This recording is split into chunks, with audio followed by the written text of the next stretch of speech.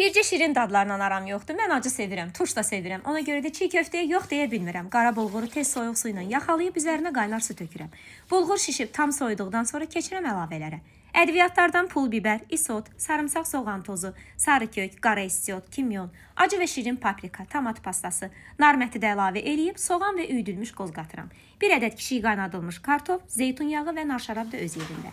Ədviyyatların yarısını isə dağ olmuş yağa tez atıb bulğura qatıram. Bu üsulla onların aroması daha tez bir-birinə oturur. Çiğ köftənin rəngi də əlvan olur. Kartofu isə bir türk iş yoldaşım tövsiyə eləmişdi ki, atsan çiğ köftənin üzəri daha hamur olacaq.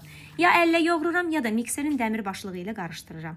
Bir əlimlə 4 barmağımın arasında sıxıb forma verirəm. Mütləq əlcək geyinirəm, çünki daha səliqəli alınır. Limon, kahı, tərəvəzlərdən böyük qaba düzürəm. Gəl indi yemə.